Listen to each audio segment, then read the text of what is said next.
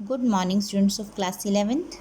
Today in our accountancy class, we are going to start our chapter number 12, that is books of original entry, or you can say special purpose subsidiary books. इससे पहले हमने cash book के बारे में पढ़ा था. आज हम अपना नेक्स्ट चैप्टर स्टार्ट करेंगे. देखिए, स्पेशल पर्पस सब्सिडरी बुक्स कौन सी होती हैं.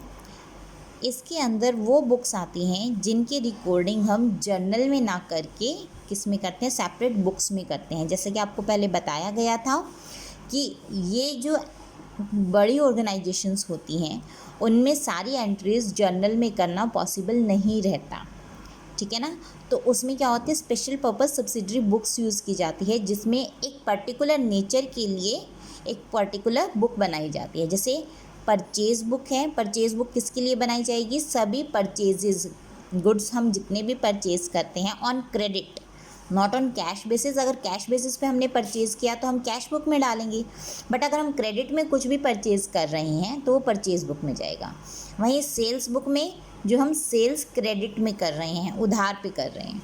परचेज़ रिटर्न बुक में जो हमने सेल की है या जो हमने परचेज़ की है, अगर हमने वो वापस किया है माल, वो माल परचेज़ रिटर्न बुक में आएगा. सेल्स रिटर्न में जो हमने सेल किया था, रिटर्न होकर वापस आ गया, वो सेल्स रिटर्न बुक में आएगा. ओके.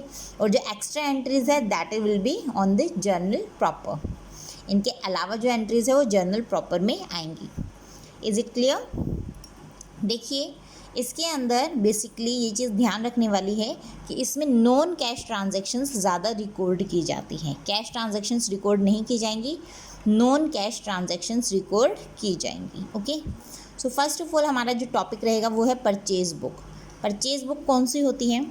देखिए बेटा, एक व्यक्ति है, वो मान लीजिए क्लॉथ का बिज़नेस कर रहा है, ठीक है, गारमेंट्स का बिज़नेस कर रहा है. और अगर वो व्यक्ति मार्केट से कपड़ा खरीदता है फॉर द सेलिंग पर्पज़, वो क्या है, उसके लिए गुड्स हैं. लेकिन अगर वही व्यक्ति मार्केट से फर्नीचर खरीदता है, ठीक है, जैसे उसने टेबल खरीदा, चेयर्स खरीदी, तो वो उसके लिए गुड्स नहीं है. हालांकि खरीदे उसने वो भी हैं, बट वो उसने रीसेलिंग के पर्पज़ से नहीं खरीदा, उसने वो फर्नीचर असेट के रूप में ख़रीदा है. ऑलराइट. तो इस केस में क्या होगा, जो गुड्स हैं, गुड्स कौन से होते हैं, जिसका हम बिज़नेस कर रहे हैं और वो हम रीसेलिंग के पर्पज़ से परचेज़ कर रहे हैं कि उसको हम दोबारा वापस सेल करेंगे. Okay. So these are the goods. तो परचेज़ बुक में कौन से गुड्स की एंट्री होती है, वो गुड्स की एंट्री होती है जिनको हम क्रेडिट में परचेज़ करते हैं. देखिए बेटा, जिसे हम क्रेडिट में परचेज़ करेंगे उसकी एंट्री परचेज़ बुक में होगी. क्लियर. नेक्स्ट है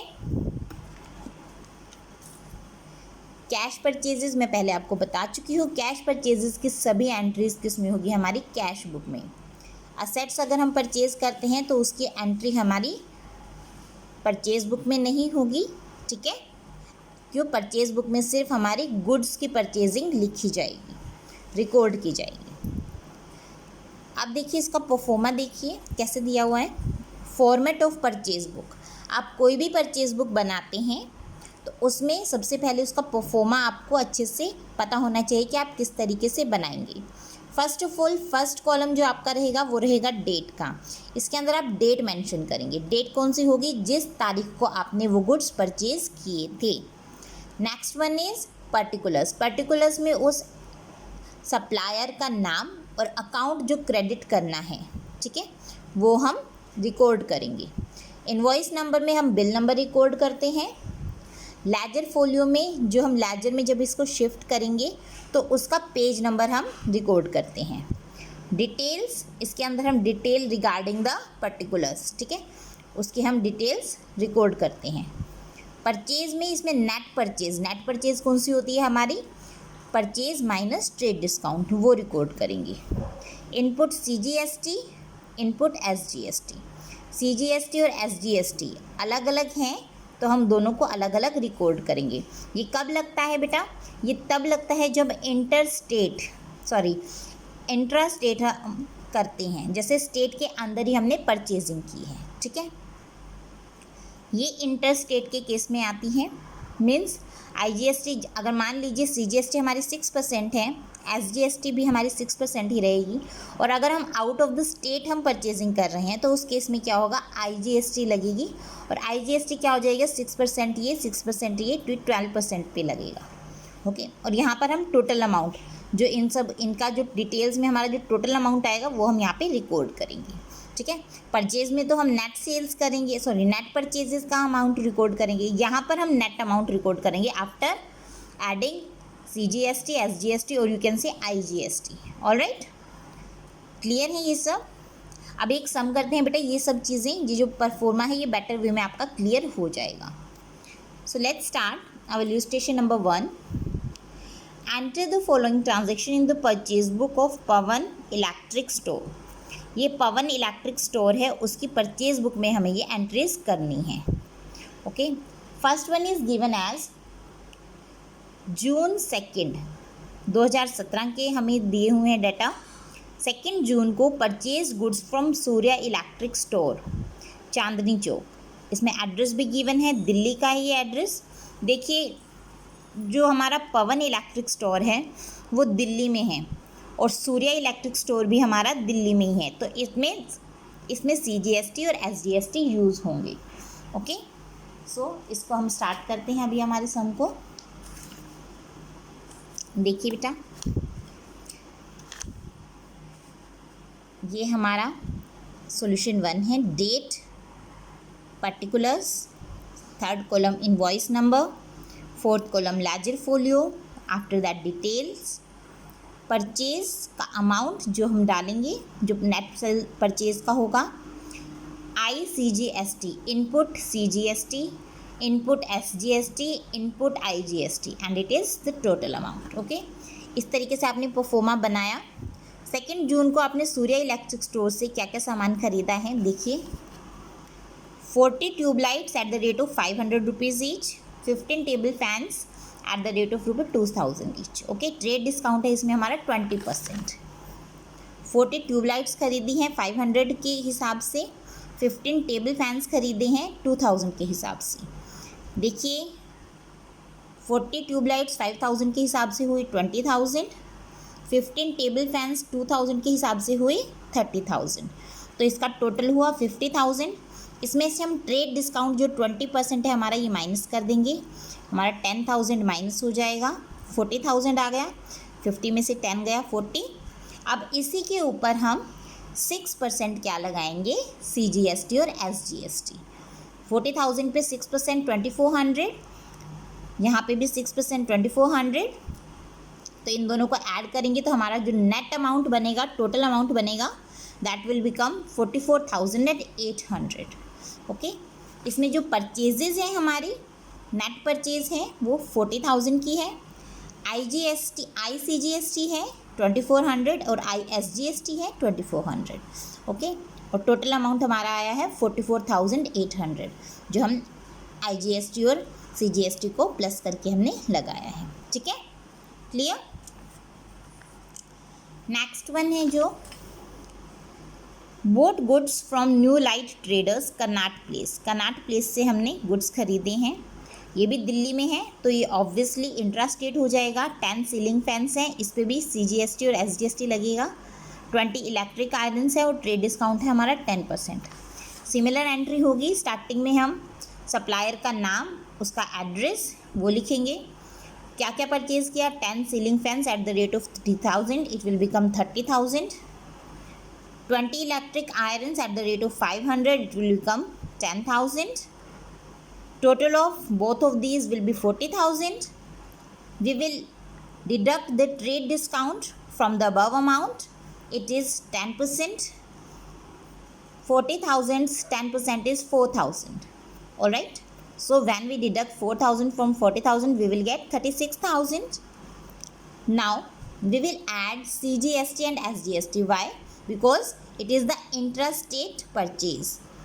CGST is 6%, SGST is also 6%. So 6% of 36,000 will be 2,160, and similar SGST will be 2,160. And when we add both of these amounts in 36,000, it will become 40,320. So net our net purchase is 36,000 and input CGST is 2,160 and input SGST is 2,160. Total amount which has to be recorded is 40,320. It is recorded same. Alright. Next entry.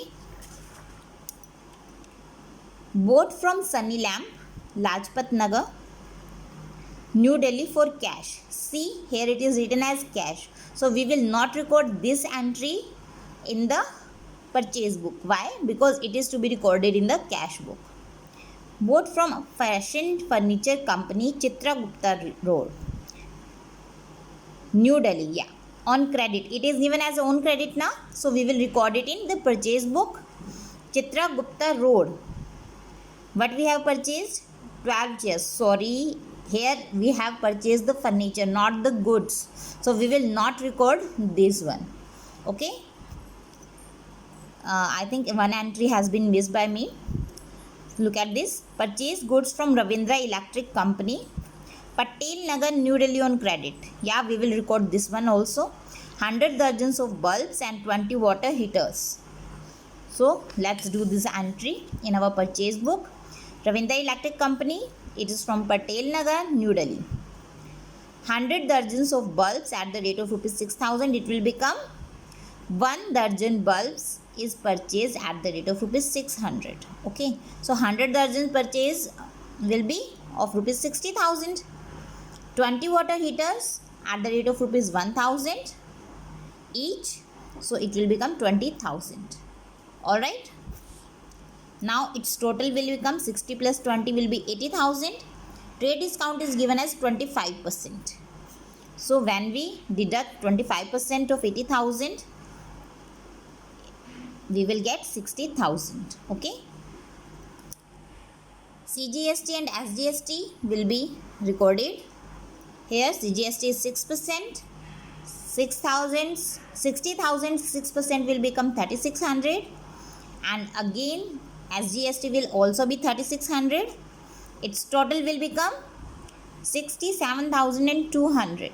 Okay, so it is the total amount. Net purchase is our 60,000. 3,600 will be input CGST and input SGST. All right, and total amount will become 67,200.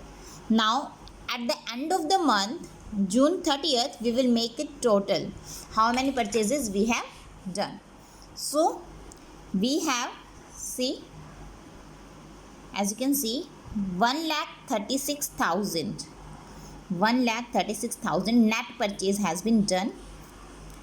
8,160, it is the amount of input CGST. 8,160, it is the amount of input SGST, and total amount including the CGST and IGST will become 1,52,320. Clear? This is a very simple sum. When you are going to do in your notebook now, then you will find it that it is not as much complicated as it is looking. Okay. Next sum, freight or cartage charges. Okay, freight or cartage charges. Listen to me, we do not record the freight or cartage charges in the purchase book because it is already included in the GST Act. Okay, so we do not make a separate entry for the freight or cartage charge. Alright, हम इसकी अलग से entry नहीं करेंगे freight और cartridge charge की, जो GST और CGST लगाएंगे उसी के अंदर ये इंक्लूडेड होगा. ओके, सो इसके अंदर जो आपके दिए हुए हैं, purchase from Radha Krishna and sons of New Delhi, invoice number भी गिवन है, सभी चीज़ें गिवन है. इसमें भी सिल्क क्लॉथ हमने परचेज़ किया है. इसके अंदर चेयर्स परचेज़ की है. We are not going to record this entry in the purchase book. इसमें मीटर वुलन क्लॉथ और इसमें फ्राइट चार्जेस गिवन है, but we are not going to record this also. Okay, entry तो हम record करेंगे but freight charges हम record नहीं करेंगे जो 3,000 के हैं. क्लियर? इसमें CGST और SGST दिया हुआ है 2.5%. And one thing more, purchase from Radha, ये न्यू दिल्ली की जो हमारी जो बुक्स हैं सुपीरियर क्लॉथ हाउस की, वो न्यू दिल्ली से रिलेटेड है, न्यू दिल्ली से बिलोंग करती हैं. पहली जो एंट्री है वो भी न्यू दिल्ली की है, दूसरी एंट्री है वो कानपुर की है, यूपी की, ठीक है। तो ये वाली एंट्री में हमारा CGST और SGST की जगह IGST लगेगा, ऑलराइट। और जो ये नेक्स्ट वाली एंट्री है, लास्ट वाली एंट्री 25 अप्रैल की, दैट इज़ ऑफ गुजरात, वो गुजरात से बिलोंग करती है जहाँ से हमने परचेजिंग की है, तो वो उसमें भी हमारा CGST और SGST की जगह IGST लगेगा। तो CGST और जब SGST हम अलग अलग लगाते हैं तो वो 2.5% है, लेकिन जब हम IGST लगाएंगे वो 5% हो जाएगा, 2.5 + 2.5 विल बिकम 5%। तो हम इसके अमाउंट पे जो हमारा नेट परचेज निकलेगा उस पर 5% निकालेंगे, ओके। So that's all. आप इस सम को देखिएगा, बहुत इजी है, वैसे ही करना है जैसे हमने फर्स्ट सम किया था। परचेज बुक और परचेज अकाउंट में डिफरेंस क्या है, देखिए। परचेज बुक जर्नल का पार्ट है, वहीं जो परचेज अकाउंट है it is the part of ledger, ठीक है। फॉर्मेट में बहुत ज़्यादा डिफरेंस है, परचेज बुक का जो फॉर्मेट है वो अलग है, परचेज अकाउंट का फॉर्मेट है वो अलग है। परचेज बुक में डेबिट क्रेडिट नहीं होता, जबकि परचेज अकाउंट में डेबिट और क्रेडिट होता है। परचेज बुक में सिर्फ हमारी क्रेडिट परचेज की एंट्री होती है, जबकि परचेज अकाउंट में हमारी परचेज ऑफ गुड्स जो हमने कैश में की हो या फिर क्रेडिट में की हो सभी की एंट्रीज हम करेंगे, ओके। सो कल हम करेंगे बेटा सेल्स बुक। आज के लिए आपका वर्क है परचेज बुक को अच्छे से समझिएगा, और फर्स्ट 2 सम्स आपको अपनी फेयर नोटबुक में अच्छे से नोट करने हैं with proper pro forma, okay. So that's all for today. Practical sums आप अच्छे से कीजिएगा। थैंक यू बेटा।